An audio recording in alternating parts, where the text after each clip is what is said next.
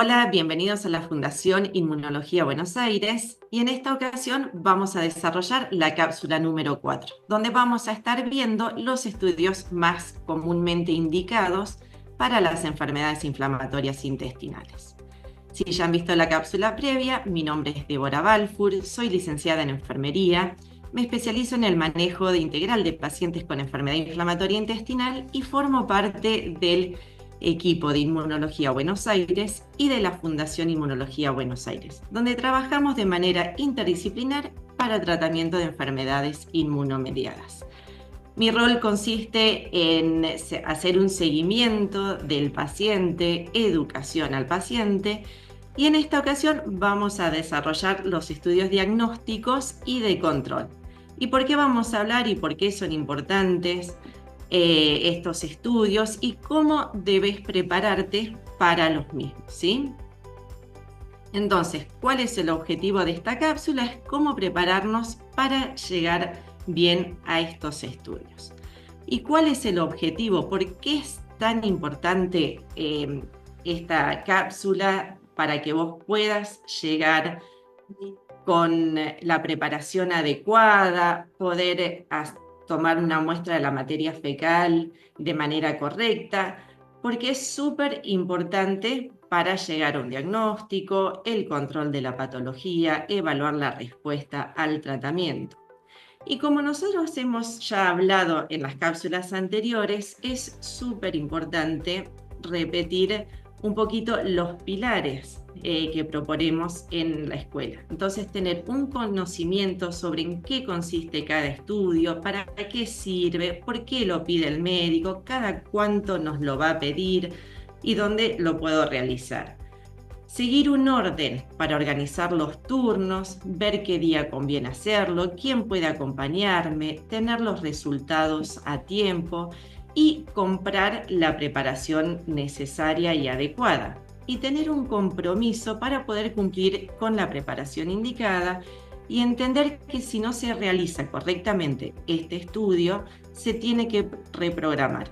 Y eso es medio engorroso para ustedes. Entonces, esta cápsula, el objetivo es tener una buena preparación. Como ya explicó la doctora Maricel Belicoso en la cápsula número 2, para llegar a un diagnóstico tenemos diferentes criterios y diferentes estudios que se deben realizar. Estos son los criterios clínicos, endoscópicos, histológicos, los marcadores biológicos, las imágenes y la evolución de la patología misma. Entonces, hoy nos vamos a concentrar en dos en particular: la colonoscopía y la calprotectina fecal, que son los que más comúnmente van a estar pidiéndoles para ver la evolución, la respuesta al tratamiento y hacer un cribado para cáncer de colon. ¿Para qué sirve la colonoscopía?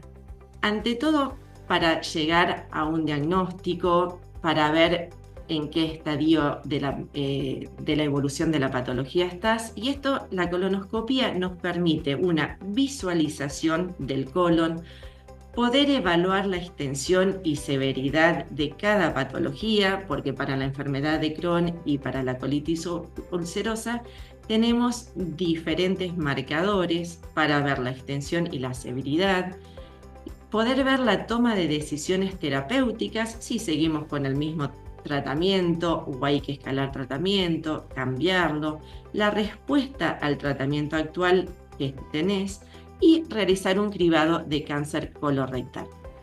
Entonces, ¿qué nos permite la colonoscopía? Es poder en el momento hacer una toma de decisiones si es necesaria, si hay que evaluar el tratamiento, si es un tratamiento adecuado, si hay que cambiarlo. Entonces el paciente ya se va a ir con un conocimiento de cómo está su patología en el momento. Cuando nos indican la colonoscopia, hay que planificar. ¿Por qué es tan importante la planificación? Para poder llegar bien preparados al estudio, no tener que repetirlo. Y sabemos que es medio tedioso tener que realizar esta preparación. Entonces queremos simplificarlo, desmistificarlo y que sea dentro de todo lo más cómodo posible para vos. Tener en cuenta, una vez que le hacen la indicación de la colonoscopía, tener en cuenta el día y hora del turno.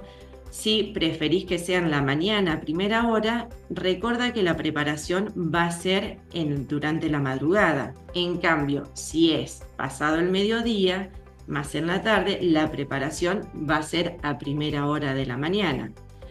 Entonces, esto es para tu comodidad también, tu confort, ¿sí? Y también tener en cuenta la logística. ¿Quién me va a poder acompañar? ¿Qué me va a poder llevar? Recordar que para estos estudios es súper importante que estés acompañado, no ir solo. Cuando el médico te indica el estudio, recordarle tus antecedentes clínicos. Y si el médico que te va a realizar el estudio no es tu médico de cabecera, es de buenas prácticas tener una consulta previa para poder ver tus antecedentes clínicos, para ver con qué medicación estás y si la preparación es la adecuada. Tener en cuenta si sos hipertenso, diabético, si tenés alguna insuficiencia cardíaca, renal o hepática, si sos portador de un marcapaso. Todos estos antecedentes son súper importantes al momento de la preparación, para ver si la preparación que te han indicado es la adecuada, y en el momento de realizar la colonoscopía, por si hay que hacer algún procedimiento, alguna extracción de un pólipo, tener en cuenta, si sos portador de un marcapaso, que debe haber un técnico presente. Lo mismo, si estás embarazada o crees estarlo, hay que tener una consulta previa con tu ginecólogo u obstetra para que ellos también den las indicaciones necesarias para realizar este estudio. Tener en cuenta qué medicación tomo y si debo suspenderla, especialmente para pacientes que están anticoagulados o toman aspirina, tienen antiagregante plaquetario. Es de buenas prácticas, nuevamente, tener una interconsulta con su hematólogo para poder ver cuándo suspender el anticoagulante y cuándo volver a retomar esa medicación. Es súper importante tener esto en cuenta para poder realizar el procedimiento adecuadamente.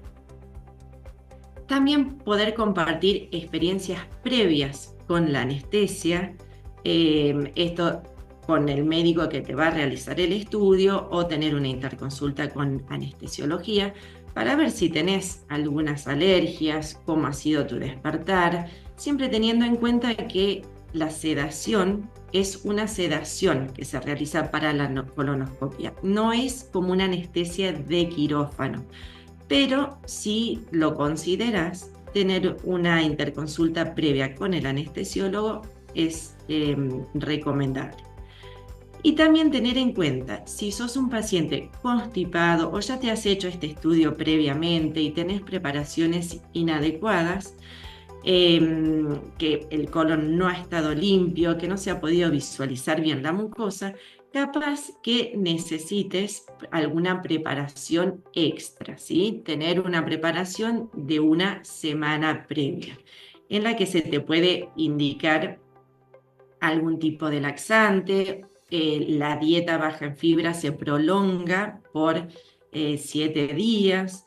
Entonces, acá es tener en cuenta y poder comentarle a tu médico esta situación, y así vos podés llegar con una preparación adecuada al momento.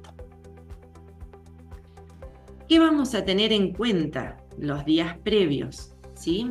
Tener una dieta baja en fibra. Esto va a ser de 2 a 3 días previos. Vas a tomar abundante líquido. Deberás evitar frutas, verduras, lácteos, todos los panificados con semillas. Y sí podés ingerir carnes blancas, rojas, pescados, arroz y fideos. Y recordar que todo lo que son líquidos o gelatinas deben ser claros, ¿sí? Que no deben tener colorantes. Por ejemplo, si vas a tomar Gatorade, que no sea la Gatorade roja o azul, y que las gelatinas sean de ananá, de limón, cosa de que no se confundan los colores cuando se realiza el estudio. El día anterior al estudio, o sea, 24 horas antes, deberás realizar una dieta líquida, caldos transparentes y mucho líquido para no deshidratarse. Y de acuerdo al protocolo de la institución donde te vas a realizar el estudio, debes concurrir con mínimo 6 horas de ayunos. Y si te queda alguna duda de cuándo comenzar el ayuno, por favor, verifícalo al momento de que te den el turno. Así ya sabes si son 2 horas antes, 4 horas antes o 6 horas antes. Esto siempre depende del protocolo de cada institución. Y previo al estudio, el día antes del estudio, que vas a empezar con esta dieta líquida, ya ahí te van a dar la indicación de cuándo debes iniciar la preparación para el mismo, ¿sí? Recordá que la preparación es súper importante porque esto nos va a permitir una visualización correcta de la mucosa para evaluar cómo está ese intestino, si hay úlceras, si hay pólipos, poder valorar la extensión, localización y severidad de la patología, si hay que realizar las biopsias para poder realizar biopsias correctamente y hacer un cribado de cáncer colorectal exacto. Entonces, por eso es tan importante que la preparación sea correcta. Vamos a empezar. Entonces, de acuerdo al estudio, va a ser la preparación que te van a indicar. Si es una colonoscopia, vas a tener que hacer una cierta preparación, y si es una rectoscopia, va a ser otra preparación con enemas, ¿sí? Lo que se usa para las enfermedades inflamatorias es el polietilenglicol, ya que esto no lesiona la mucosa, ¿sí? Y algunos tips que vamos a tener en cuenta mientras estás haciendo la preparación es que se tolera mucho mejor si la preparación está en la heladera, si está fría, si te dan náuseas, podés tomar algún antiemético, hacer la preparación fraccionada. Y también le podés agregar, si no te gusta el sabor, algún jugo que sea claro, por ejemplo, limonada o ananá, para cambiarle un poquito el gusto y que puedas tomar la preparación entera. Bien, entonces, ¿en qué consiste el procedimiento en sí? En la recepción te va a recibir una enfermera donde te va a pedir la indicación médica para verificar qué estudio venís a hacerte. Ahí te va a colocar un suerito y vas a pasar a la sala de estudios. ¿Y en qué consiste el estudio en sí? Es en la introducción de un colonoscopio, que es un tubo delgado y flexible con una cámara en la punta a través del recto. Y esto es lo que a nosotros nos va a permitir visualizar la mucosa y visualizar ese intestino. En este estudio, ¿qué evalúa el médico? La extensión de la enfermedad, la presencia de inflamación, si hay actividad, las úlceras, si hay alguna estenosis u otra complicación. En este momento es donde se realizarán también las biopsias para una evaluación histológica. Acuérdense que es muy importante la anatomía patológica, como mencionó la doctora Maricel Belicoso. Y el estudio en sí son 20 a 40 minutos de acuerdo a la preparación del paciente, si hay que sacar pólipos, etc. Pero en sí son 20 a 40 minutos. Luego del estudio pasás a la sala de recuperación hasta que cede la sedación y ahí hacen pasar a tu acompañante. Algunos tips para tener en cuenta al momento de sacar el turno y ir al estudio. Acudir al estudio acompañado, no manejar luego del estudio, recordar que has recibido una sedación, evitar hacer ejercicio ese mismo día, evitar bebidas con gas para no inflamarte y ya podés retomar tu dieta habitual.